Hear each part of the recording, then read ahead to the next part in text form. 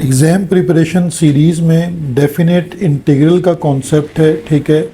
और अब इसमें देखें, सबसे पहले तो आपको इस फंक्शन को इंटीग्रेट करना है, देन इस पर लिमिट अप्लाई होगी। तो आपको ये अंडरस्टैंड करना होगा कि इस फंक्शन को हम कैसे इंटीग्रेट कर सकते हैं, ठीक है। तो ये -2 इसकी लोअर लिमिट है, 0 इसकी अपर लिमिट है। हम इसको रेसिप्रोकल करके इस तरह लिख सकते हैं 2x - 1 की पावर -2, ठीक है, dx। अब देखें यहाँ ये प्रॉब्लम आएगी कि आप -2 पर फॉर्मूला एक्सपेंड नहीं कर सकते, ठीक है। और अब इसका कोई वे आउट भी नहीं है आपके पास कि कोई डायरेक्ट फार्मूला होता। तो ऐसे क्वेश्चन के लिए आपके पास टेक्निक क्या होती है कि आप इसका डेरिवेटिव चेक करें, डेरिवेटिव क्या आता है, ठीक है। यानी अगर मैं इसको फंक्शन को t सपोज कर लूँ तो 2x - 1, ठीक है, और हम इसे विद रिस्पेक्ट टू x अगर डिफ्रेंशिएट करते हैं dt/dx तो यहाँ 2 इसका डिफ्रेंशिएट आएगा। तो आप अगर इस अपने फंक्शन को मल्टीप्लाई एंड डिवाइडेड बाय 2 कर लें, ठीक है, तो आपके पास फंक्शन का जो डिफ्रेंशिएट है वो इस फंक्शन के साथ आ जाएगा। यानी 1/2 से आपने डिवाइड कर दिया फंक्शन को, और 2x - 1 और होल पावर -2, और यहाँ आपने लिख दिया 2dx। तो देखें ये फंक्शन है आपके पास और ये उसका डिफरेंशिएट है, ठीक है। अब यहाँ आपको ये फार्मूला याद है कि अगर फंक्शन का डिफरेंशिएट उसके साथ मौजूद हो तो जो रूल एग्जिस्ट करता है जिसके अकॉर्डिंगली आप इसको इंटीग्रेट कर सकते हैं वो ये है कि आप पावर में आप एक +1 करते हैं और उस पावर से आप डिवाइड कर देते हैं, ठीक है। तो आप इस तरह यहाँ ब्रैकेट लगाकर 2x - 1 और -2 + 1 और डिवाइडेड बाय भी आपको -2 + 1 करना होगा, ब्रैकेट को क्लोज कर देंगे और लिमिट अपनी लिखें -2 से 0। तो ये आपका क्वेश्चन जो है वो इंटीग्रेट हो गया। ये कब हो रहा है कि जब आपके पास फंक्शन मौजूद है, यानी ये आपके पास फंक्शन है और ये उसका डेरिवेटिव मल्टीप्लाई में मौजूद है, ठीक है। तो ये क्योंकि आप टेक्निक पढ़ चुके थे तो इसलिए उसका एक सिमिलर क्वेश्चन जो है वो यहाँ डिस्कस हो रहा है। अब आपके पास जो है ये 1/2 एज इट इज़ है, ठीक है, और यहाँ पर आपके पास ये हो जाएगा 2x - 1 और होल पावर है -1 और डिवाइडेड बाय -1 और ब्रैकेट क्लोज -2 से 0, ठीक है। अब आप अपना ये माइनस साइन जो है, ये जो डिनोमिनेटर में -1 है, इसको आप बाहर ला सकते हैं, ठीक है। तो ये आपके पास फ्रैक्शन माइनस का 1/2 हो जाएगा, और ये जो आपके पास न्यूमिनेटर है इसको अगर आप रेसिप्रोकल करके लिख लें तो आपके पास ये आ जाएगा 1/2x - 1, ठीक है, ये बन गया। अब आप इसके ऊपर लिमिट को अप्लाई कर सकते हैं, और लिमिट अप्लाई करने का पैटर्न वही है कि पहले आप अपर लिमिट अप्लाई करेंगे, ठीक है। तो अपर लिमिट आपके पास 0 है, 1/2 × 0 - 1 की अपर लिमिट अप्लाई होगी, देन -1/2 × -2 - 1, ये आपने इसके ऊपर लोअर लिमिट अप्लाई कर दी। अब इसकी सिंप्लीफिकेशन से आपके पास आंसर आ जाएगा। आप +c यूज़ नहीं करते क्योंकि डेफिनेट इंटीग्रल है आपके पास। यहाँ आपके पास 1/-1 आ जाएगा, और यहाँ -4 - 1 -5, ठीक है। और अब इसको अगर हम और ज़्यादा सिंप्लीफाई कर लेते हैं तो -1/2, 1/-1 को आप -1 लिख सकते हैं, ये माइनस माइनस प्लस हो जाएगा, और 1/5। देन हम इसका एलसीएम ले लेते हैं, ठीक है, -1/2 और एलसीएम आपके पास आ जाएगा 5 × -1 -5 + 1, ठीक है। तो -1/2 -5 + 1 हो जाएगा -4/5, ठीक है। और देन 2 × 1 = 2, 2 × 2 = 4, और माइनस माइनस हो जाएगा प्लस, तो 2/5 जो है हमारे पास इस डेफिनेट इंटीग्रल का आंसर आ जाएगा। एग्ज़ाम प्रिपरेशन सीरीज़ में डेफिनेट इंटीग्रल का एक और क्वेश्चन है। अब आपने एक कॉन्सेप्ट तो पढ़ा है, ठीक है, लेकिन इसको इस वे में भी पूछा जा सकता है, ठीक है। तो क्वेश्चन का जो वे आउट है वो थोड़ा सा पूछने का पैटर्न डिफरेंट है। देखें केपी के बुक में एक्सरसाइज 6.4 और क्वेश्चन नंबर 3-4 इसी पैटर्न के क्वेश्चन है, लेकिन ये वर्डिंग आपने नहीं देखी होगी, तो ये वर्डिंग आपको कंफ्यूज कर सकती है, ठीक है। तो इसलिए इस क्वेश्चन को डिस्कस करते हैं ताकि आपको अगर इस तरह क्वेश्चन पूछा जाए तो आपको पैटर्न उसका समझ आ जाए, ठीक है। हमारे पास जो फंक्शन गिवन है, हम फाइंड द एरिया, हमें एरिया फाइंड आउट करना है बाउंडेड बाय द कर्व, और y equal to x cube minus 4x हमारे पास हमारा गिवन फंक्शन है, ठीक है।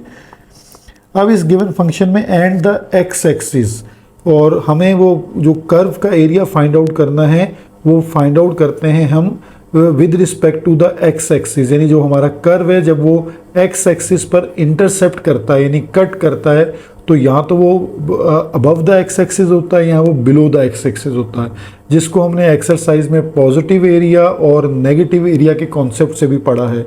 तो अगर आप एक दफ़ा एक्सरसाइज को देखेंगे तो आपको कॉन्सेप्ट रिकॉल हो जाएगा। अब हमें ये जो एट x एक्सिस की जब हम बात करते हैं, ठीक है, एट x एक्सिस, तो यहाँ पर आपको कॉन्सेप्ट पता है कि x एक्सिस पर y इक्वल टू क्या कंसीडर होता है, 0। तो इट मीन्स के x cube minus 4x equal to 0 हो जाएगा। देन x को कॉमन लेंगे हम, तो x square minus 4 equal to 0। और अब हम इसको सॉल्व करेंगे, x इक्वल टू 0 और then x square minus 4 equal to 0। तो यहाँ पर एक्स स्क्वायर इक्वल टू हमारे पास क्या आ जाएगा, 4, और after taking square root x की वैल्यूज़ बन जाएंगी प्लस माइनस 2, ठीक है। तो अब देखें प्लस माइनस 2 और 0, तो इट मीन्स कि ये एरिया आपके पास, अगर मैं इसको नंबर लाइन पे प्लॉट कर लूँ तो ये 0 है, फिर माइनस 2 है और प्लस 2 है, ठीक है। तो हमारे पास दो इंटरवल यहाँ बन जाते हैं। नाउ वी हैव 2 इंटरवल्स, ठीक है, हमारे पास 2 इंटरवल्स बन जाएंगे। वहाँ पर भी आपने इंटरवल का कॉन्सेप्ट स्टडी किया है। एक आपके पास इंटरवल है -2, 0 और दूसरा इंटरवल आपके पास बन जाएगा 0, 2, ठीक है।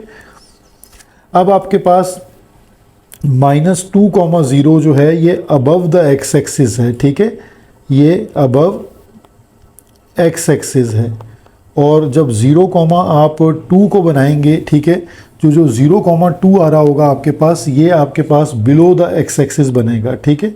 तो यानी ये पूरा कॉन्सेप्ट वहाँ एज इट इज़ मौजूद है, सिर्फ उसका जो क्वेश्चन का तरीका है वो डिफरेंट है। तो अब हमने जो रिक्वायर्ड एरिया है वो हम कैसे फाइंड आउट करेंगे। रिक्वायर्ड एरिया इंटीग्रेशन हमारे पास आएगी, पहला इंटरवल है -2 से 0, और जो हमारा फंक्शन है y equal to as it is हम फंक्शन को यूज़ करेंगे जो x³ minus 4x dx, then minus होगा, और फिर हमारे पास जो दूसरा इंटरवल बन रहा है वो है 0 से 2 तक, और then x³ minus 4x dx, ठीक है। अब हम इस इंटीग्रेशन को जब सॉल्व कर लेंगे कम्प्लीटली, तो हमारे पास जो हमारा रिक्वायर्ड एरिया है वो आ जाएगा।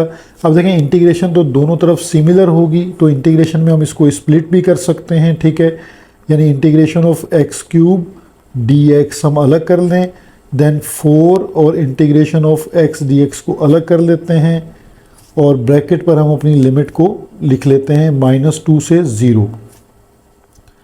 सिमिलर वे में हम इसको यहाँ कर लेते हैं कि x³ और dx हमारे पास है, देन 4 और x dx है, ठीक है, और ब्रैकेट क्लोज कर लेते हैं 0 से 2।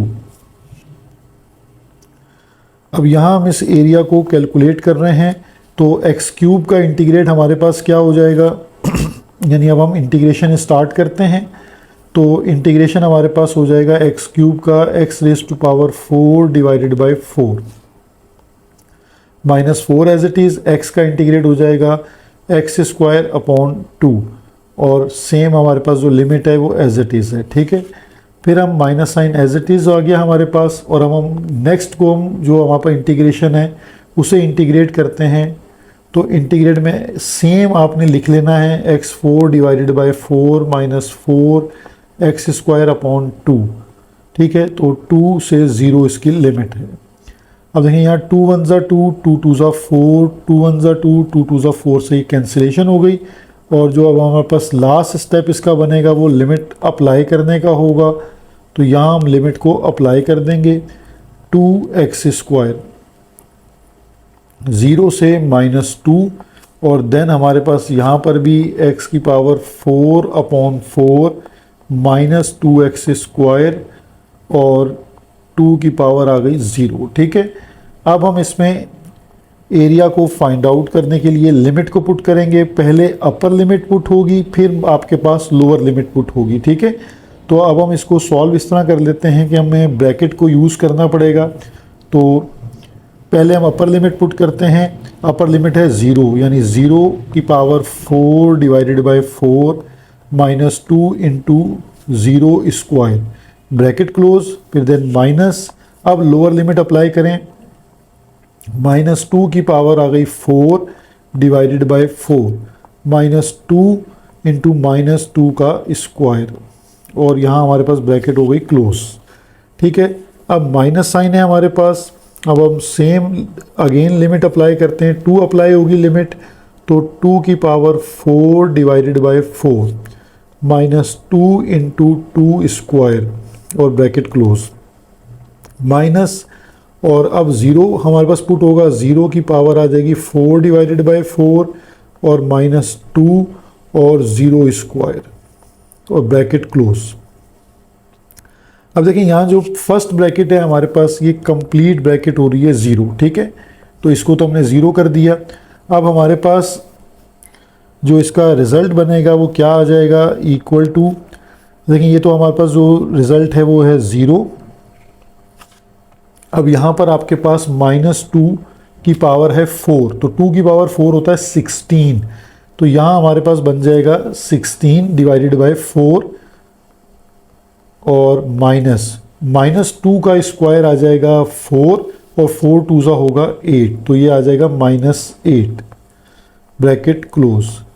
देन हमारे पास नेक्स्ट ब्रैकेट है 2 की पावर 4 16 डिवाइडेड बाय 4 और अगेन हमारे पास 8 आ जाएगा। ठीक है, देन नेक्स्ट जो हमारे पास पूरी जो ब्रैकेट है ये अगेन 0 हो जाएगी।